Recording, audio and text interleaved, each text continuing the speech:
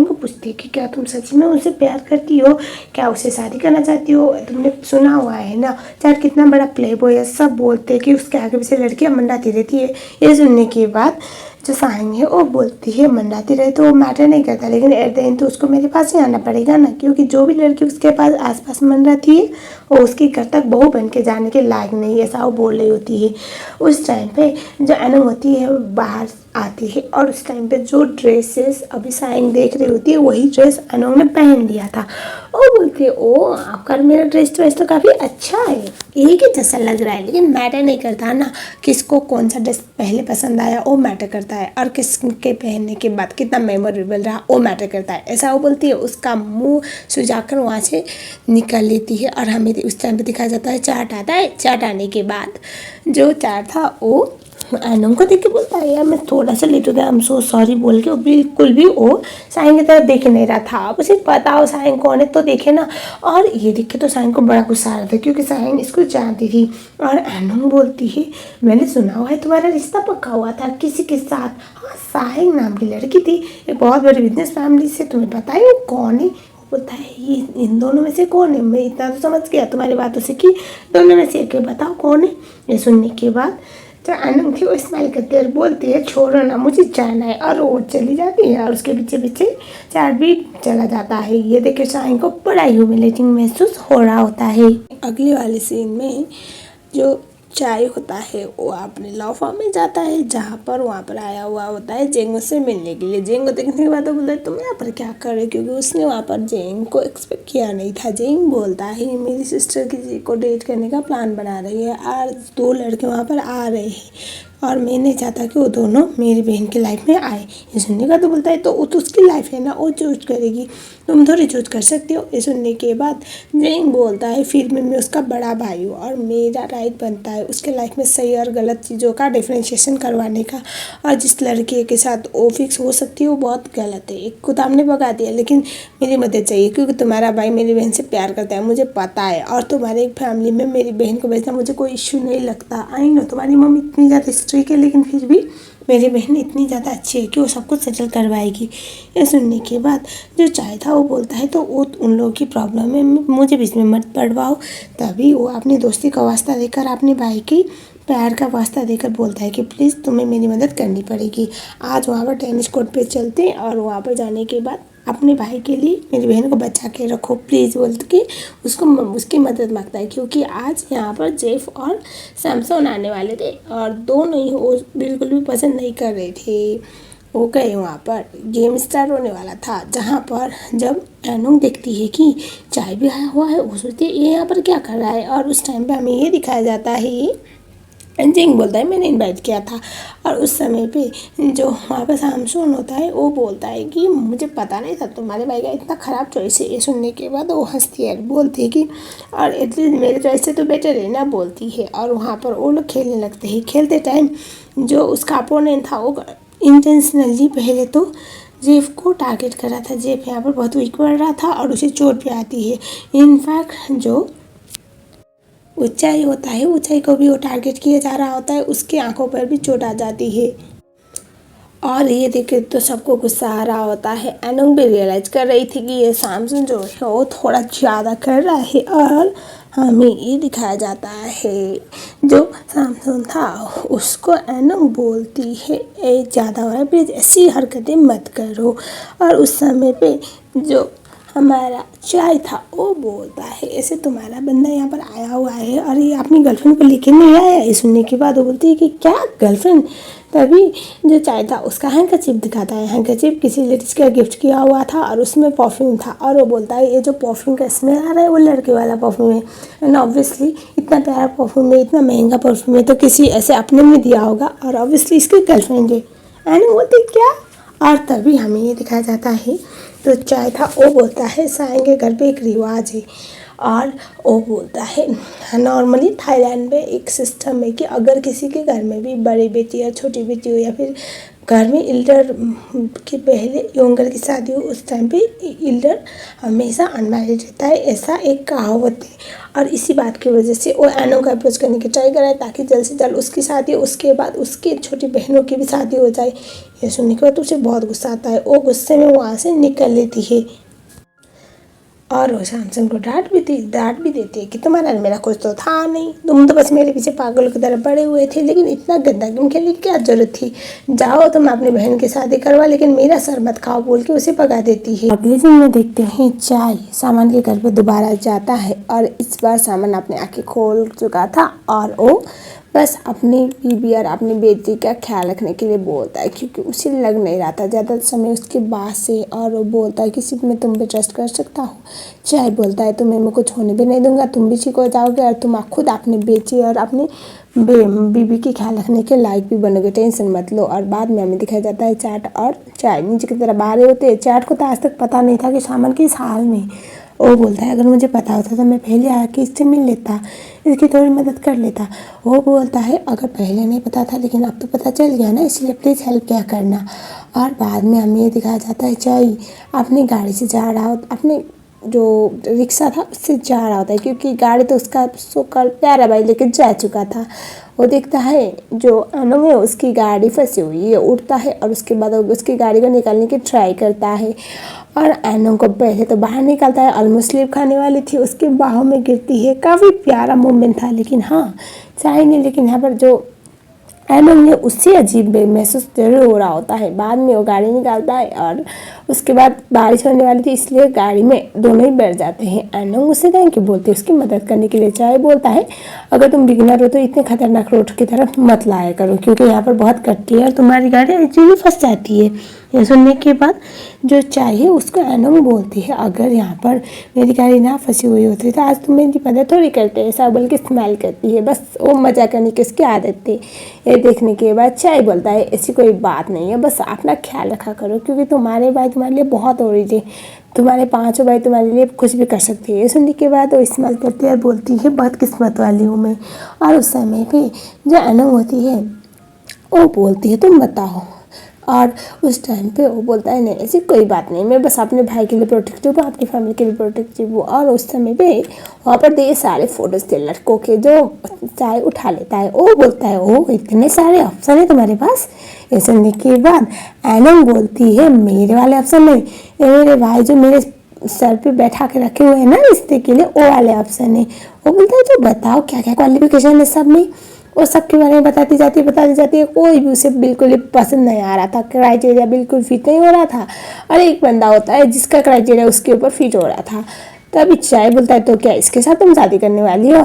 Annum हंसती है और बोलती है इसने ऑलरेडी 2 बार शादी की हुई है और इसकी शादी अनसक्सेसफुल रही, डिवोर्सी है। और तुम सोचो अगर ये डिवोर्सी है तो इसने लाइफ का सब एक्सपीरियंस ऑलरेडी लिया हुआ है, अगर इसका रिश्ता टूटा है तो जरूर कुछ ना कुछ इश्यू होगा, और उस टाइम में उस बंदे के साथ अपना फ्यूचर कैसे खराब कर सकती हो, ऐसा वो बोलती है। जो सुनने के बाद जो चाय था वो स्माइल करता है और वो को पता नहीं कुछ तो याद कर रहा था, जो हमें बाद में पता चलेगा। जोर से बारिश होने वाली थी, जिस बात की वजह से जोर से बिजली कड़कती है और एनोंग बहुत डर गई थी, जिसकी वजह से वो दोनों एक दूसरे को हक करते हैं। मतलब यहाँ पर एनोंग के चक्कर में हुआ था, लेकिन जो भी हुआ था बड़ा अमेजिंग था। चाय तो समझ नहीं पा रहा था, एनोंग बहुत एम्बैरेस थी, लेकिन हाँ पहली बार उसको ना इतने सारे लड़के उसके आगे पीछे मंडाते रहते थे, लेकिन ये कुछ स्पेशल लगा। और वो ऐसे निकलने की ट्राई करती है, सॉरी बोलती को थोड़ा सा डर गई थी। वो बोलता है कोई बात नहीं, और बाद में उसके जो बुक्स थे वो भी बिक गए थे, उसको सॉरी बोलते क्योंकि हमारे पढ़ाकू लाल की बुक्स बिक गए, बहुत बड़ी बात थी। चाय बोलता है कोई बात नहीं, और उस टाइम पे एनोंग स्माइल करती है, बोलते हैं तुम बहुत अच्छी हो। चाय पहले तो अपनी खिड़की बंद करता है, बाद में एनोंग अपना खिड़की बंद करने की ट्राई कर रही थी, लेकिन वहाँ पर गाड़ी का जो भी विंडो सीट था वो अटक गया था, और जिस बात की से चाय उसकी मदद करता है। दोनों का काफ़ी प्यारा अलग मूवमेंट होता है, और बाद में एनोंग अपने आप को कंट्रोल करती है, सोचती है कितना प्यारा इंसान। और हमें ये दिखाया जाता है जो चाय था वो काफ़ी प्यार से स्माइल कर रहा था। एनोंग उसे बोलती है मुझे गलत मत समझना, लेकिन तुम स्माइल करते काफ़ी अच्छी लगती हो, बोलती है वो और स्माइल करती है। और उसके बाद जो एनोंग होती है वो खिड़की का थोड़ा सा सेक्शन खोलती है और बारिश में एंजॉय करते हुए वो दोनों वहाँ से निकल लेते हैं। एक ऑक्शन था, कुछ अच्छी अच्छी चीज़ें ऑक्शन में जाने वाली थी और चाय जो था उसकी मॉम चाट को पकड़ के लेके आई थी ज़बरदस्ती, और वो वहाँ से उससे जाने नहीं दे रही थी क्योंकि साइंग यहाँ पर अपने कुछ सामान ऑक्शन पे रखने वाली थी डोनेशन के लिए, पैसे डोनेशन के लिए। इस बात की वजह से वो बैठ जाता है। बाद में पता चला मैडम ने तो खुद के फोटो ही ऑक्शन पे रखा हुआ था और उसकी मॉम फोर्स करती है कि उसके लिए पैसे लगाओ, और वो 10-10 बाट से ज़्यादा लगा नहीं रहा था, 200 बाट में वो उसका फ़ोटो खरीद लेता है। और साइंग तो वैसे बहुत खुश हो रही होती है। बाद में यहाँ पर एनोंग आती है। एनोंग काफ़ी अच्छा सा फेस था जिसमें ब्यूटीफुल अरेंज फ्लावर थे, वो ऑक्शन पे रखती है और उसके बाद वो याद करती है फ्लैशबैक। तो दरअसल ये दोनों अब एनोंग के पीछे उसके भाई ने लड़के लगा के रखे हुए हैं, और चाट वो साइंग से शादी करवाने के लिए उसकी माँ उसकी भी तो जान लेने के पीछे पड़ी हुई है। इसी बात की वजह से एनोंग और जो चाट है उसने एक दूसरे से प्रॉमिस किया हुआ था कि एक दूसरे की मदद करनी है। मतलब होता है ना, ये जो शादी का जो भी प्रॉब्लम में फंसे हुए दोनों एक दूसरे को प्रॉब्लम से निकालना है, और दोनों ने यही डिसाइड किया हुआ था कि कभी किसी को आस पास आने नहीं देंगे। लेकिन इसका मतलब ये नहीं कि दोनों एक दूसरे को डेट कर रहे हैं, लोगों को कन्फ्यूज करना है। ये दोनों साथ में और रियल में साथ नहीं है, बल्कि शादी से बचने के लिए दोनों साथ आने का ड्रामा कर रहे हैं।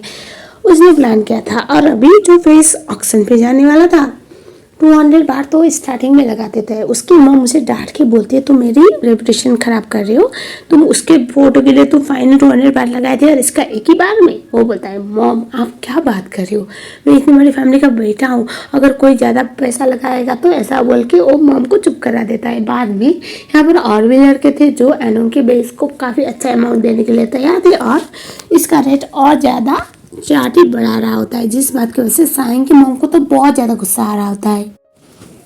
हम देखते हैं अगले वाले सीन में चाय को उसकी माँ एक बहुत इंपॉर्टेंट ज्वेलरी को शॉप पे चेक करवाने के लिए लेके जाती है, और वो लेके आता है। वो रियल गोल्ड का था और उस टाइम पे उसको ऐसा लगा था कि किसी ने गिफ्ट किया हुआ है, हो सकता है कि ये कोई फेक गोल्ड वाला हो। और वो अपने बेटे चाट को देखते हुए बोले होते कि आजकल के ज़माने में बस देखने के लिए अच्छे लोग होते हैं, बाहर अपीयरेंस से अच्छे और अंदर से बहुत खोखले होते हैं। और मुझे डाउट था, और इस बात को ना सबको ध्यान देना चाहिए, वरना बड़ी फैमिली वाले बहुत बुरी तरह से बदनाम होते हैं। चाट परेशान होता है और बोलता है मॉम आप सीधा मुँह पे नहीं बोल सकते, आप बार बार एनोंग को ह्यूमिलेट करना बंद करो। और गुस्से में आती है, बोलती कि तुमने आज जो ऑक्शन में किया वो बहुत गलत था, मैंने एक्सपेक्ट नहीं किया था। चाट बोलता है और आपने जो किया वो भी बहुत गलत था। और वो बोलता है आप मुझे उसके साथ शादी करने के लिए जिस तरह से फोर्स कर रहे हो ना, मुझे और फ्रस्ट्रेटिंग लग रहा है, बोल के वहाँ से वो चला जाता है। बाद में जो चाट होता है वो चाय को बोलता है मैं क्या करूँ मुझे बताओ। ये सुनने के बाद चाय बोलता है अगर तुम मुझसे प्यार करते हो तो उस टाइम पे तुम्हें दोनों में से एक ही चूज करना पड़ेगा, क्योंकि तुम देख चुके हो मॉम तो बिल्कुल भी उसको एक्सेप्ट करने के लिए तैयार नहीं है और तुम उसको छोड़ना नहीं चाहते, तो सोच लो क्या कर सकते हो। वो बोलता है मैं एनोंग को तो बिल्कुल नहीं छोड़ने वाला, मॉम का मैं देखता हूँ क्या कर सकता हूँ। चाय और चाट एनोंग के प्लाजा पे जाते हैं, जहाँ पर एनोंग एक और लड़के के साथ उसके साथ बिजनेस पार्टनर वाली बातें कर रही होती है। लेकिन ये बंदा देखने से ऐसा लग रहा था कि ये भी कोई बड़ा पर्सन नहीं है, और शायद वो जो एनोंग है उसके भाई ने बेचा हुआ लड़का है, लेकिन बिजनेस के पर्पज दिखाते हुए।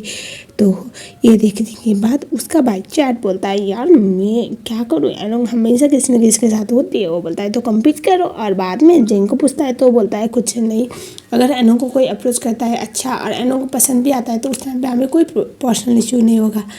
ये सुनने के बाद जो चाहे था वो बोलता है तो मेरे भाई का क्या, मेरे भाई को भी तुम लोग तो ऑप्शन चूज कर रहे हो। ये सुनने के बाद जो जेंग है वो बोलता है मेरी बहन बहुत स्पेशल है मेरे लिए, और अगर उसके लाइफ में कोई अच्छा पर्सन आता है तो बहुत अच्छी बात है, और तुम्हारा भाई बुरा नहीं है। आई ना तुम्हारी मम्मी पसंद नहीं करती, वरना वो जॉब करता है और मेरी बहन को बिजनेस में इंटरेस्ट है। अगर तुम्हारी भाई के साथ मेरी बहन की शादी होगी उस टाइम पे वो कभी भी मैं अपनी कंपनी को रोबोटिक करने की ट्राई नहीं करेगा, हमारी कंपनी एनोंग के साथ ही रहेगी, इसीलिए हम ये सब करें, ऐसा वो बोलता है। बाद में जो चाय था वो एनोंग के साथ बात करने जाता है और उस टाइम पे वो सब कुछ दिखाता है एनोंग को। वो बोलता है तुम काफ़ी मेहनत कर रहे हो, तुम जैसी दिखती हो ऐसी हो भी, ऐसा वो बोलता है। और वो बोलता है कि कॉन्फिडेंट बनते रहो, लाइफ में कोई तुम्हें बुरा नहीं बोल पाएगा। और जो चाय था उसको एनोंग बोलती है नेक्स्ट टाइम मेरे प्लाजा में आओगे तो अपनी वाइफ के साथ आना। वो स्माइल करके चला जाता है। एनोंग के पीछे पीछे चाट आता है और वो बोलता है वो अपनी बीबी को लेके कैसे आएगा, जबकि वो तो वही जो आ रहे, मतलब उसकी बीबी मर चुकी है, हमारी भाभी मर चुकी है। ये सुनने का तो बोलती क्या, जो फ्लैशबैक में याद आता है, उसने बोला था जो इनकी मैरिज एक बार फेल होती है इसका मतलब वो उनमें कुछ ना कुछ इशू है, वो अपने रिलेशनशिप को आगे नहीं ले जा पाए, ऐसा उसने बोल दिया था। उससे तो इतना गिल्ट फील होता है, वो भाग जाने लगती है चाय को ढूंढने के लिए।